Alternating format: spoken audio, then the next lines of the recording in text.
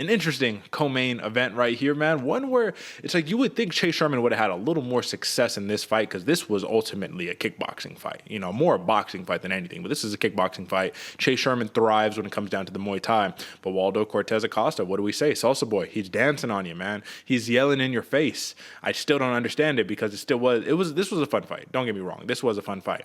But where's the holes in Chase Sherman's game here for a Waldo Cortes-Acosta who fought 3 weeks ago? And I was mistaken. I said it was 1 week. It was actually 3 weeks ago. Where are the holes here, man? Where could he have won this fight where he did?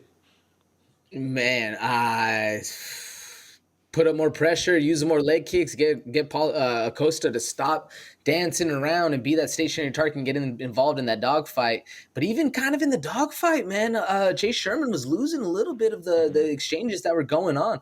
I was surprised, like you said, this was more of a boxing match, and I expected Chase Sherman to be a little bit more slick in the head movement, in cutting off the ring, and a lot of these things that we've seen him do before. It looked like he was just there to walk forward and brawl against a guy who was actually playing a fight game. And it was interesting to see because I was expecting the more Muay Thai coming out of Chase Sherman, man, leg kicks, spam those, get him tired, get him hurt, and then really put the hands to work. It looked like Paul Cortes-Acosta, was looking really, really good out there, man. Flowing for a while. Both of them slowed down. Then we started seeing the puppy paws come out where they're just swinging to swing. But that's how it goes, man. And Chase Sherman could have had a little bit more gas in the tank. I think he could have separated himself and really shown that veteran mentality, that veteran skill that he has, man. We've seen him do it before. I don't know. What do you think Sherman could have done?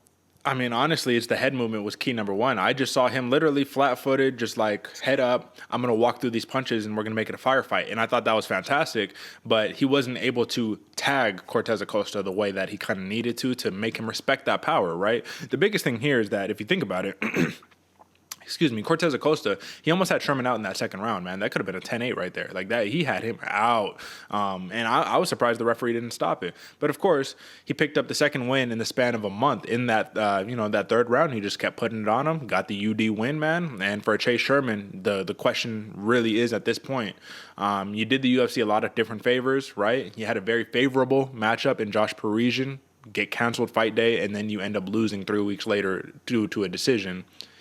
I mean, do they keep him around? Is this cut number 3 for the UFC? He's a fun fighter. We know that. He's a company man. He's a fun fighter. He'll never say no to a scrap. But I just think at a certain point, you have to go to a promotion that will be favorable to your skill set. You know what I mean? So what if it's a run back to bare knuckle? What if it do you think, I guess this is the final verdict right here. All love to the Vanilla Gorilla. Big fan of this guy on this program. But do you think that the UFC is the best promotion for him to be fighting in right now? No, Derek. I think this guy could be a champion, like you said, ONE FC, bare knuckle, any other promotion. I think Chase Sherman could make a very good living doing what with the skill set he has. Nonetheless, the path he can grow from learning a couple other things, man. But I don't know.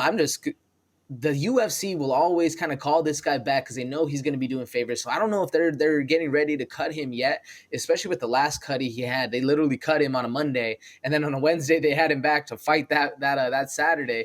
So I don't know if they're going to be that quick with the trigger and the heavyweights. I mean, it could change. It could pop up on the Discord that literally tomorrow night Chase Sherman's cut. I think they're going to keep him around. But if I was Chase Sherman's manager, if I'm his coach, I'm saying we're going to another. But let's go to one. Let's go somewhere else where you're a little more of a top dog than fighting these dudes, man. You just lost to a dude 9-0, man, coming into the UFC, second fight in the UFC, where you should have been able to pull on that veteran card. Yeah. I want to know. That's what I think, Derek. What are you going somewhere else with him? I would honestly like to see him go to a one championship, but not do MMA, man. Like, why not just do your straight up kickboxing, right? Why not do the Muay Thai MMA gloves? You know what I mean? Or go to Bellator, right? Or go to PFL, fight for $1 million. I think that he could have some success there. Either way, I'm a big fan of Chase Sherman. I just think that tonight was a night that definitely showed. If you let a dude who just fought 3 weeks ago come in and put a clinic on you, you know what I mean? It's only trending one direction. But this was a monstrous win by Waldo Cortes-Acosta. Fantastic for him to do no camp for this fight and then come in and have the success.